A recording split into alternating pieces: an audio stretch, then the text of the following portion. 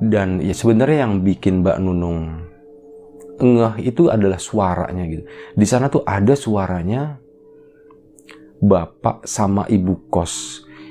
Itu kayak suara orang lagi ngegremeng, orang lagi bergumam. Itu lebih mirip kayak orang tuh lagi baca-baca mantra.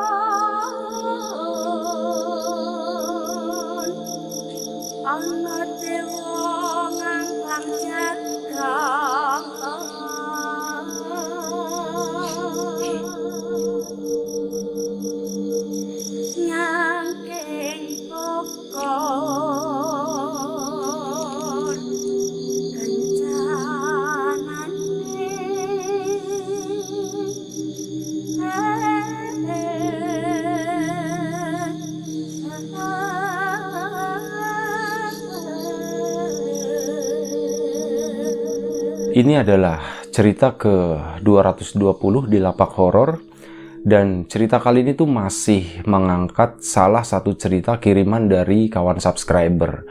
Namanya Mbak Nunung, dan kejadiannya itu sekitar tahun 80-an akhir, dimana waktu itu Mbak Nunung itu baru masuk sekolah SMA.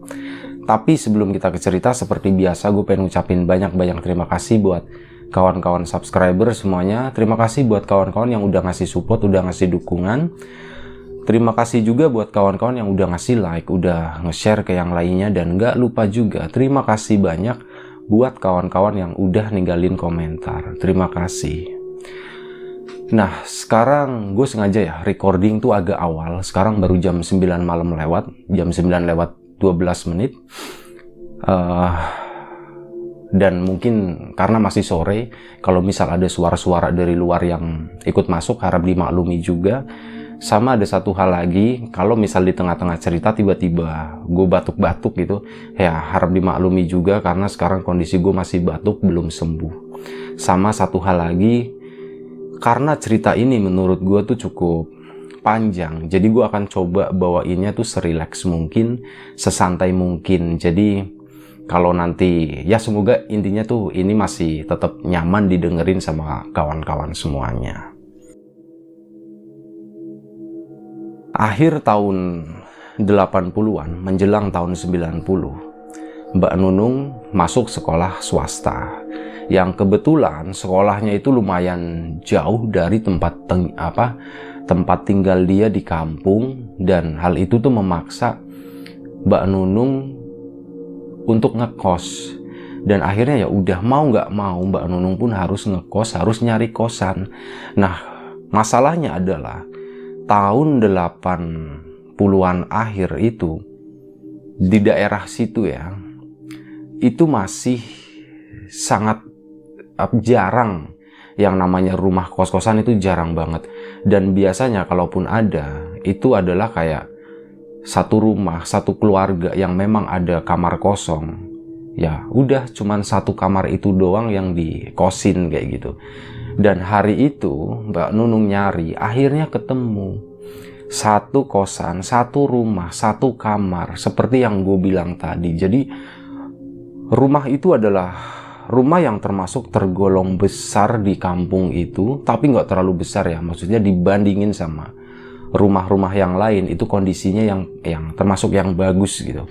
Dan ada satu kamar yang kosong, itu kamar depan, itu yang karena kosong tadi nggak ada yang nempatin, akhirnya disewain. Dan akhirnya Mbak Nunung pun nempatin kamar itu setelah sepakat ya harga dan sebagainya.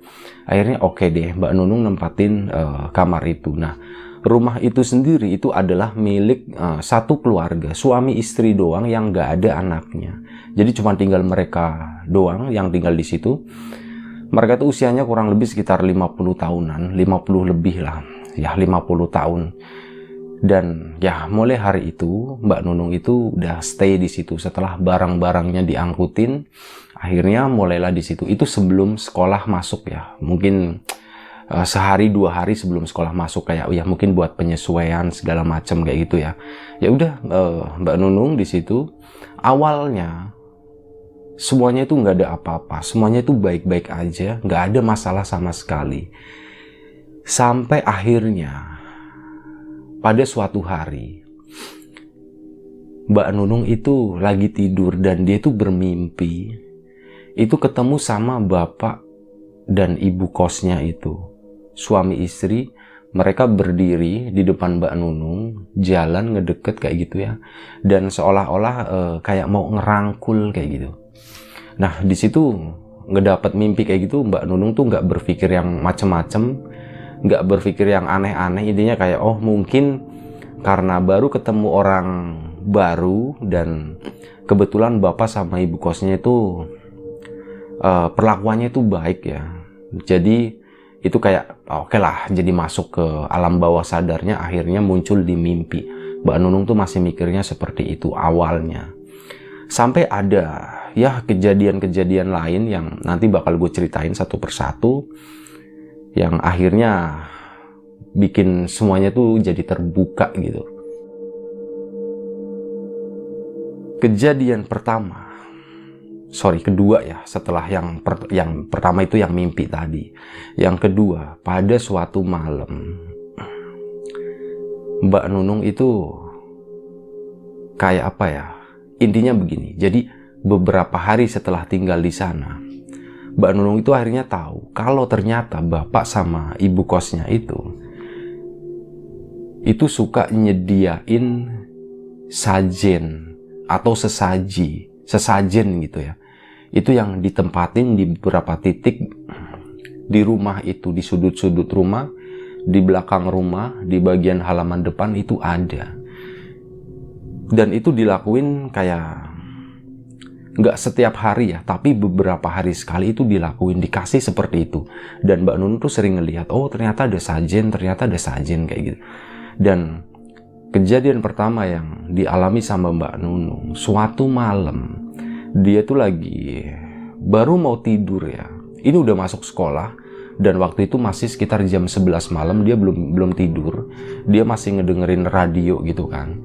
Karena zaman itu hiburannya mungkin cuma radio doang, belum ada HP, belum ada laptop atau ya komputer, itu juga masih sangat terbatas kan. Jadi cuman bener-bener satu-satunya hiburan itu ya biasanya radio atau nulis diary ya.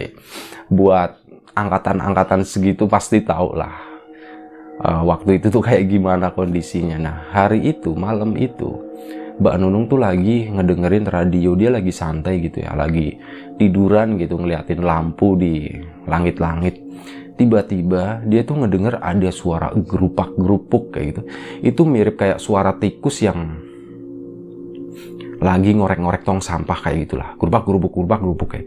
Dan Mbak Nunung tuh mikir, wah ini suara apaan nih? Wah jangan-jangan ada tikus nih di depan. Suara itu datangnya dari halaman rumah ya, dari depan.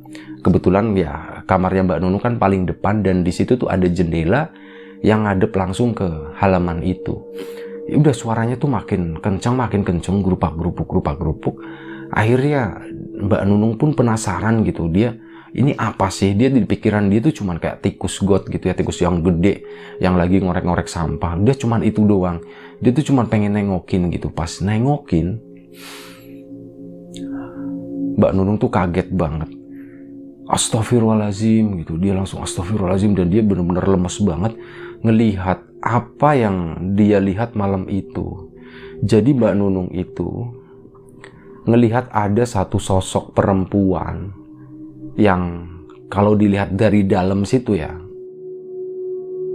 dari dalam kamarnya itu, sosoknya itu gelap, kurus, warnanya hampir hitam semua, kelihatan rambutnya itu panjang, dan sosok itu tuh lagi makanin sesajen atau sajen yang ditaruh di depan rumah. Jadi ada sesajen yang ada makanannya juga, kayak ada jajanan pasar dan yang lain-lain ya. Itu ada seperti, nah itu tuh lagi dimakanin dan cara makannya itu kayak mirip kucing atau anjing yang makan. Jadi nggak pakai tangan tapi langsung pakai mulut, begitu digerogotin gitu, lagi dimakanin. Dan itu tuh kayak kelihatannya kayak sosok itu tuh kayak kelaparan banget makanin sesajen itu. Ya Mbak Nunung cuma ngeliat di situ, astagfirullah, langsung ditutup kordennya kan. Astagfirullahaladzim. Wah, serem banget. Akhirnya dia bingung mau ngapain ya. Dia ngelihat seperti itu dan suara gerupak-gerupuk itu masih kedengeran dari kamarnya. Akhirnya mau nggak mau, karena ya dia bingung, mau teriak juga nggak enak, mau nelpon temen ya nggak kepikiran sama sekali. Zaman itu kan belum ada HP. Akhirnya ya dia cuma ngencengin radio doang. Udah radionya agak dikencengin supaya suara gerupak-gerupuk itu hilang. Dan akhirnya udah malam itu Mbak Nunung tuh nggak bisa tidur. Baru tidur mungkin sekitar jam 3 atau jam 4 menjelang subuh itu baru bisa tidur. Nah, keesokan paginya ya dia mau nggak mau harus sekolah gitu kan. Akhirnya dia bangun, berangkatlah dia ke sekolah dan cerita ke salah satu temennya yang kebetulan waktu itu satu meja. Tahu nggak? Semalam aku tuh nggak bisa tidur. Kenapa Nung? Ada apa Nung? Jadi di rumah semalam aku ngelihat sesuatu katanya. Memang di kosanku tuh memang agak aneh katanya. Di mana-mana hampir setiap hari itu banyak sajen katanya. Dan semalam itu aku nggak sengaja ngedengar ada suara berisik dari depan kamar. Pas aku tengok ternyata itu adalah sosok perempuan yang hitam semua ya. Itu lagi makanin sajen itu di depan rumah gitu. Wah, temen-temennya yang tadinya yang ngedengerin cuman temen di samping mejanya doang, akhirnya yang namanya anak sekolah ya, itu jadi ngumpul semua ikut ngedengerin gitu. Akhirnya wah gila, serem banget gitu ya. Ternyata ya begini-begini, banyaklah pendapat masuk gitu. Dan memang waktu itu nggak bisa ditampung semua sama Mbak Nunung. Intinya Mbak Nunung itu takut. Dan akhirnya dia tuh memutuskan, aku tuh nggak berani gitu tinggal di sana sendirian, kata Mbak Nunung waktu itu, karena udah terlanjur ketakutan ya. Dan akhirnya ya udah temennya yang satu meja, ya udah Nung, kamu nginep di rumahku aja nggak apa-apa, bilang aja sama ibu kos lagi belajar atau apalah kayak itu, belajar kelompok, nanti aku anterin dia ke sana katanya. Akhirnya pulang sekolah ya udah temen satu mejanya sama beberapa temennya ikut ke kosannya Nunung itu, karena sebenarnya mereka tuh penasaran Nunung tuh ngekos di mana sih gitu. Nah udah mereka nganterin ke sana. Dan siang itu Nunung tuh minta izin, Pak Bu, saya mau minta izin mau menginap di rumahnya ini, rumahnya di sini, dikasih tahu semua alamatnya. Kenapa Nunung ngelakuin itu? Karena dulu pas orang tuanya nganterin Mbak Nunung ke situ, itu ya orang tuanya itu nitip gitu, Pak Bu, ini saya nitip anak saya Nunung katanya. Makanya ya sebagai kayak bentuk hormat juga, akhirnya ya mau nggak mau dia izin baik-baik lah. Intinya saya mau menginap mungkin beberapa hari, bisa sampai 1 minggu Bu katanya. Oh ya udah nggak apa-apa, kata bapak sama ibu kosnya. Udah akhirnya Mbak Nunung nyiapin semua baju-bajunya gitu, diangkutlah ke rumah temennya dan ngineplah di sana selama beberapa hari. Kalau nggak salah waktu itu belum sampai 1 minggu, baru sekitar 5 harian Mbak Nunung itu kayaknya udah sembuh ya, udah lupa dengan apa yang dia lihat, ketakutannya udah berangsur-angsur hilang, udah agak sedikit tenang. Akhirnya Mbak Nunung mutusin, kayaknya aku balik ke ini deh, ke kosan deh, mau beres-beres bersih-bersih kamar juga gitu kan. Dan lagian kayaknya aku udah lupa, udah lah bodo amat lah, intinya kayak gitu. Udah akhirnya Mbak Nunung pulang ke sana. Udah biasa aja, semuanya normal, udah nggak keinget, intinya kayak gitu ya. Takutnya tuh udah hilang, udah biasa aja. Dan udah beberapa hari Mbak Nunung itu tinggal di situ, semuanya tuh baik-baik aja. Komunikasi dengan bapak dan ibu kos juga baik-baik aja. Sampai akhirnya pada suatu malam,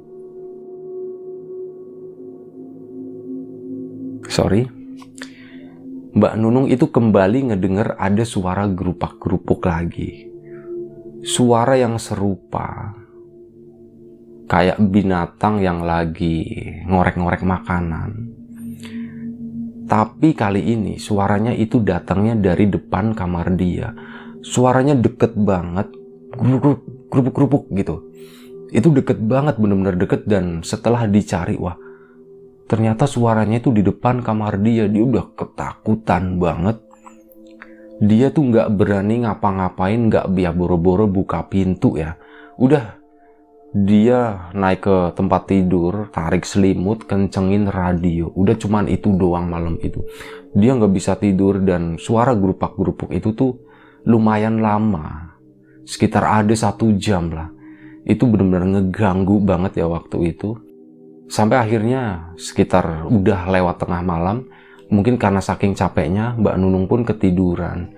Dan keesokan paginya, berarti subuh ya, subuh bangun Mbak Nunung, pas buka pintu, cekrek, itu di depan kamarnya, itu tuh udah banyak kayak apa ya, bunga-bunga sesaji, ada bunga melati, ada apa ya, lebih miripnya tuh kayak bunga yang sering dipakai orang untuk ziarah ke kubur kayak gitu. Gue nggak tahu sih nama bunga-bunganya itu apa, tapi kayak gitu, ada melati, ada mawarnya, ada kenanganya, seperti mungkin ya yang disebut kembang 7 rupa kali ya.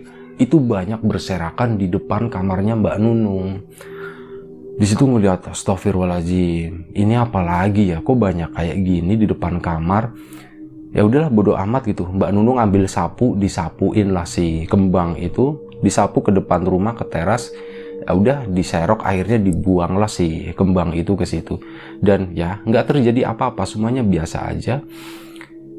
Dan keesokan harinya, kalau nggak salah waktu itu hari Sabtu, dan keesokan harinya, hari Minggu ya berarti, sekolah itu libur siang hari, sekitar ya waktu-waktu makan siang lah.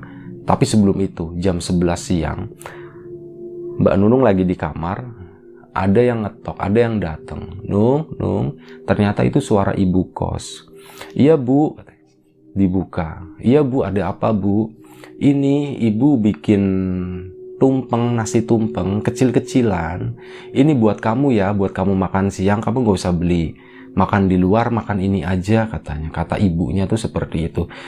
Jadi Mbak Nunung itu dikasih nasi tumpeng yang ukurannya tuh nggak besar, kan biasanya pakai nasi tumpeng kan pakai tampah yang gede itu. Karena ini tuh tampah yang agak sedikit besar dari piring ya. Segitu. Lengkap semuanya lauk pauknya, ada ayamnya, ada ikannya, ada telurnya, ada nasi kuningnya, nasi tumpengnya itu benar-benar lengkap semuanya. Dan udah akhirnya, oh iya bu, terima kasih, kebetulan saya juga lagi agak malas keluar gitu. Udah diterima sama Nunung, akhirnya dimakan di kamar. Ya rasanya sih katanya enak, biasa aja, nggak ada apa-apa. Udah bener-bener itu tuh bikin kenyang ya, nggak habis, dan akhirnya disimpan buat sorenya, buat makan malamnya. Dan waktu itu, waktu serah terima tumpeng itu, Mbak Nunung itu sempat nanya, bu ini dalam rangka acara apa ya bu, ada nasi tumpeng segala. Nah kata si ibunya, nggak apa-apa, ini kayak buat syukuran aja gitu, kayak ya anggap aja buat nyambut kamu lah, datang ke sini, ke rumah ini, katanya seperti itu. Oh ya udah, wah terima kasih banyak bu gitu, jadi ngerepotin. Mbak Nunung tuh masih belum mikir yang aneh-aneh waktu itu. Udah, nasi tumpeng udah habis. Keesokan harinya semuanya biasa aja, normal, sampai kurang lebih sekitar 2 minggu kemudian. Suatu malam Mbak Nunung itu lagi kebelet, malam-malam itu mau ke toilet. Jadi gini, rumahnya itu kalau dari depan ya, kamar depan yang ditempatin Mbak Nunung, sampingnya ada ruang tamu. Nah, lurus dengan ruang tamu itu ada 2 kamar. Kamarnya bapak sama ibu kos itu kamar yang di tengah itu, tapi yang bagian depan. Nah, di depan 2 kamar itu adalah ruang tengah.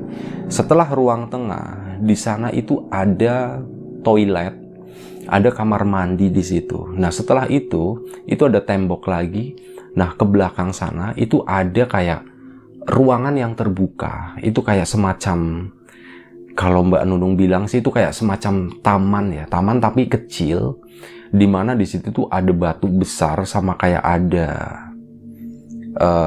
batu yang posisinya datar, itu bisa buat duduk orang di situ.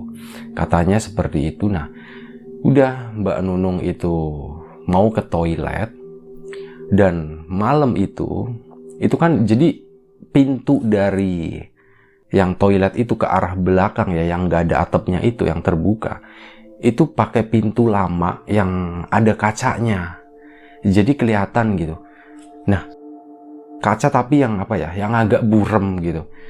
Mbak Nunung pas mau ke toilet itu biasanya di belakang sana itu gelap, cuman malam itu Mbak Nunung tuh ngelihat, loh kok agak terang ya di belakang sana, kayak ada cahaya gitu. Dan Mbak Nunung itu akhirnya jadi penasaran. Dia pun, ini ada apa sih gitu, kok tumben banget terang. Akhirnya dibuka pintunya, cekrek. Wah, di situ Mbak Nunung kaget ya. Astagfirullahaladzim, di batu tadi itu banyak banget sesajen lengkap, sama ada lilin banyak juga di situ, makanya jadi kelihatan terang dari dalam situ. Waduh, nih ada apa lagi nih gitu, bapak sama ibu kos ini sebenarnya lagi ngapain sih gitu. Itu banyaklah pertanyaan intinya. Akhirnya tapi bodo amat lah, dia tetap melanjutin ke toilet dulu. Nah, setelah balik lagi dia tuh baru mikir di kamar ya, ini sebenarnya ada apa ya, bapak sama ibu kos kok agak sedikit aneh. Di rumahnya itu banyak sajen dan pengalaman horor dia yang ngelihat satu sosok yang malam itu ya, sama yang barusan terjadi beberapa minggu yang lalu yang di depan kamar dia persis itu. Nah, itu jadi dia tuh mikir, termasuk yang malam itu dia ngelihat banyak tumpukan sesajen sama lilin, dan dia juga inget, wah kemarin baru makan nasi tumpeng juga, jangan-jangan itu sajen nih.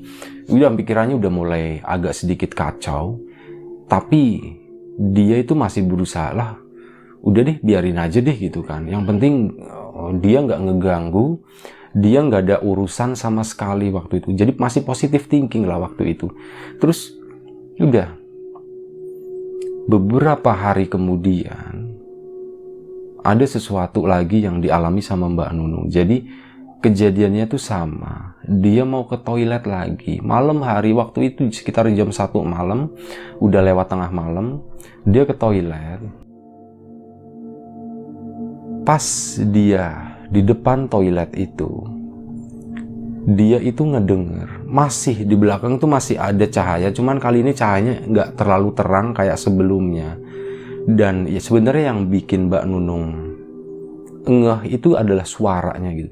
Di sana tuh ada suaranya bapak sama ibu kos. Itu kayak suara orang lagi ngegremeng, orang lagi bergumam. Itu lebih mirip kayak orang tuh lagi baca-baca mantra. Dan Mbak Nunung tuh nggak tahu itu mantra apaan, bahasa apaan, karena memang bahasanya tuh nggak terlalu kedengeran jelas. Dan waktu itu kondisinya pas banget, pintunya itu tuh apa ya, agak sedikit kebuka gitu. Itu nggak nutup secara sempurna, jadi nggak jeglek gitu. Oh, pintunya tuh belum jeglek. Dan akhirnya kayak didorong sedikit sama Mbak Nunung karena penasaran di belakang itu lagi ada apa sih. Akhirnya Mbak Nunung ngintip di situ dari pintu. Nah, di situ dia itu ngelihat bapak sama ibu kos itu ngadepnya ke sana, ke arah batu yang berdiri tinggi gitu ya, batu panjang, ngebelakangin Mbak Nunung. Di depannya masih ada lilin-lilin, sama di depan mereka itu ada satu sosok lagi, sosok perempuan.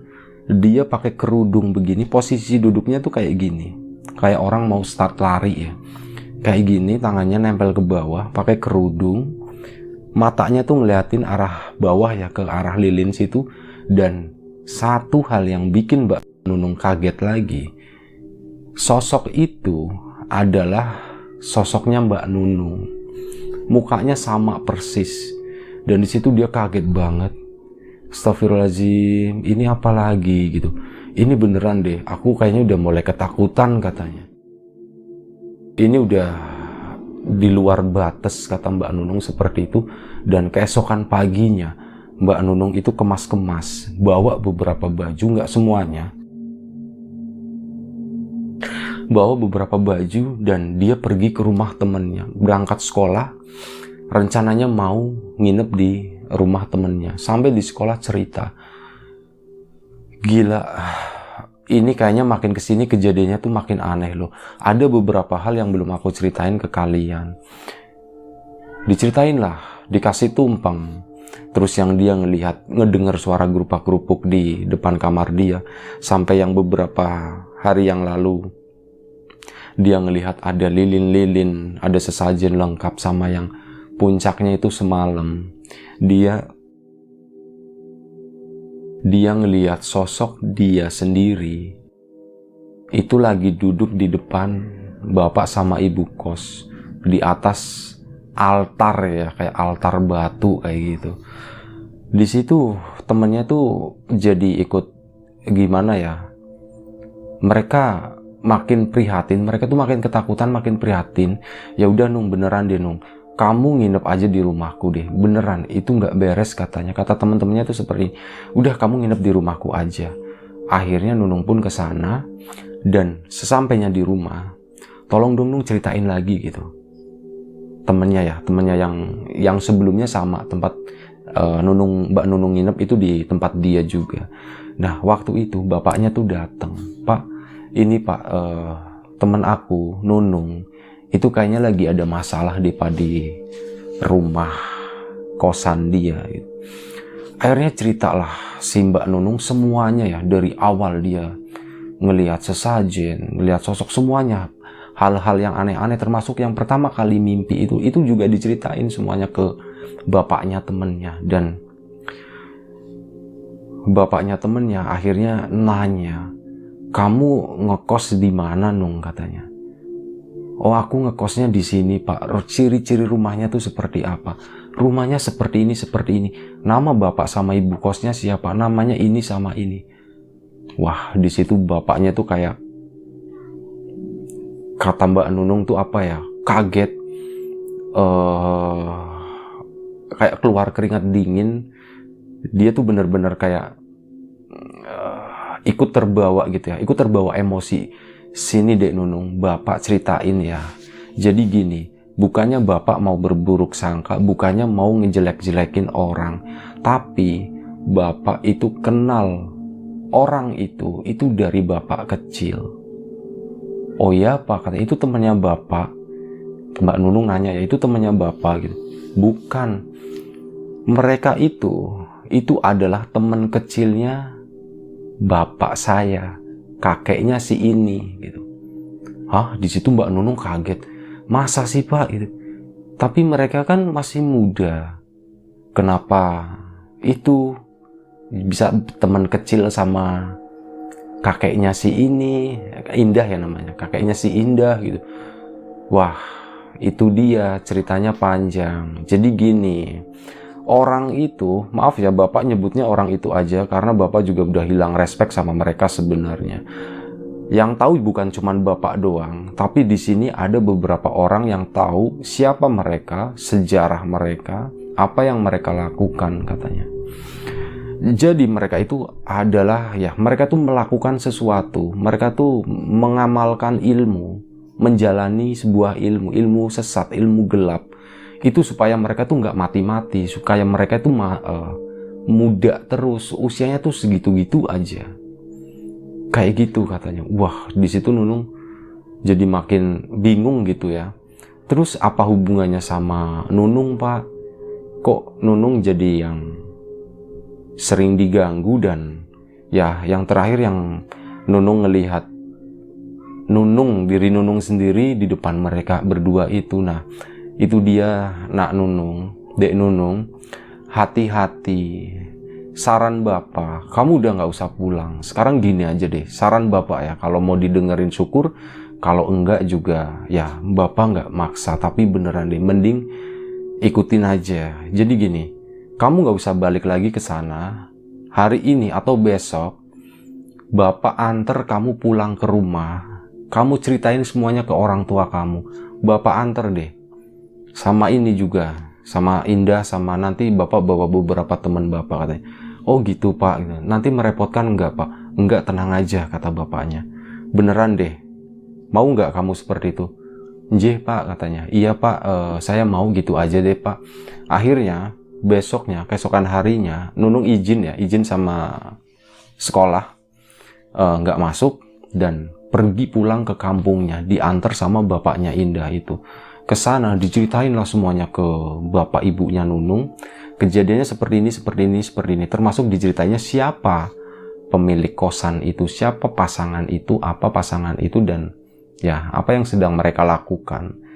Orang tuanya Nunung ya agak-agak gimana ya, agak-agak nggak percaya, tapi memang seperti itu kejadiannya. Dan akhirnya ya udah pulang, orang tuanya Nunung itu ikut ke situ. Rencananya buat ngambil barang-barangnya karena Nunung mau pindah kosan. Dia benar-benar mau pergi ke sana. Tapi prinsipnya orang tuanya Mbak Nunung itu datang baik-baik. Jadi keluar pun harus baik-baik. Akhirnya orang tuanya pun ikut ke sana itu buat minta izin. Pak, Bu, saya mau ngambil anak saya Nunung buat ya nggak ngekos lagi di sini. Kita akan pindah kosan katanya. Dan hari itu juga bapak ibunya Nunung, Mbak Nunung datang ke situ dan udah selesai acaranya pindah kosan. Sementara si Mbak Nunung itu pindah di rumahnya Indah tadi, tinggal di situ. Dan mereka duduk semuanya, Nunung, Mbak Nunung ya, orang tuanya Indah sama bapak ibunya juga sama beberapa temannya, diceritain semuanya, dibuka semuanya. Nak Nunung, kamu tahu nggak, mereka nggak punya anak kan? Iya Pak, mereka nggak punya anak, mereka cuma berdua aja. Itu salah katanya. Mereka itu punya 3 orang anak dulu ya, mereka itu punya 3 orang anak, tapi 3-3-nya itu udah meninggal semua. Katanya seperti itu. Wah, kok bisa begitu Pak? Meninggalnya kenapa?